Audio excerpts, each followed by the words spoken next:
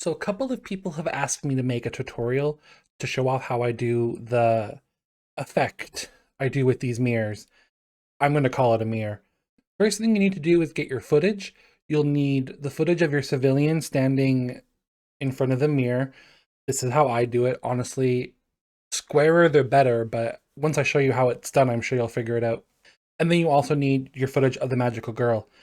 The easiest way of doing it is to do it in front of the same mirror that you're using. Otherwise, it can become quite the hassle trying to get the masking to work, especially if you're using Timeless Melody. This dress is slightly less awful for how hard it is to key out, but still pretty difficult. I'm not sure if you could do this on like Instagram Edit or whatever, but it's not too complicated. First, we're going to go to the Fusion thing. I want to make sure I'm on the right. We want the top one. We're just going to edit the top line. The bottom line, not really going to touch it at all. First thing first, this fun little window, very simple. We're going to click the square one. Nothing's going to happen at first because you got to come up here, right click, add alpha output, and then you want to connect the blue to the blue. I have no idea what any of this means. I'm just hitting buttons. Next, you're coming up here to this button. It inverts it. You can already basically see how close to done we are. To figure out what I'm doing first, I always try to zoom in real close, turn down all of the softness. That makes it slightly easier. And then I want to get these little dots right up into the corner. Have fun deciding what corner. There's this corner, these corners. I go with the white corner where the bright light is.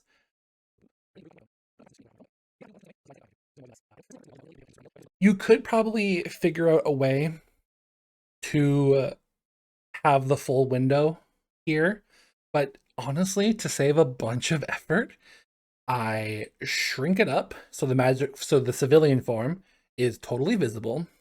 And then down here, or I like to use these little red dots, you click and drag to get a lovely little softness.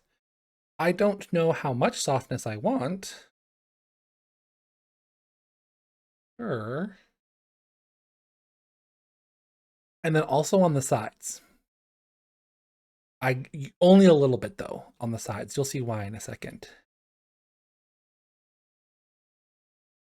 We'll start over on this side because we can see now her arm is kind of clipping the mirror. But if you bring it in, you can get that little bit of clipping to line up perfectly with that white glow, which I really think makes everything look quite natural. Same with up here. Oop. Good enough for me, as I'm saying. So that's basically the whole thing. You slap on one window, you mess with the size, you do a little bit of softness. I have multiple clips that I'm currently using, so I can come up here, copy window, and then paste the window. Hooray. All we have to do is redo the alpha output. Slam. All right, so now that we have our windows all done, if we come here, we can see how it all works. All we got to do is come into the settings and fiddle until we are satisfied. Oh, also, I like to lower the opacity. If you look closely, the back molding on the wall there is totally gone because of the opacity of these clips. So to make everything flow a little bit better, I do like to lower the opacity only to like 70 or 80, sorry, somewhere around there. You can see a bit more of that back wall. It makes it look a bit more intentional. So that's the video done. It's not too complicated. The biggest hurdle is probably figuring out the tiny minutia of DaVinci Resolve, but I'm by no means the one who should be telling you how to do those things. I don't need to be credited or anything, but I do really want people to try this, and I really want them to tag me in it. It'll be so cool seeing what other people can come up with. It's such a cute little idea. I need to really figure out if there are easier ways of doing it. But this is my method.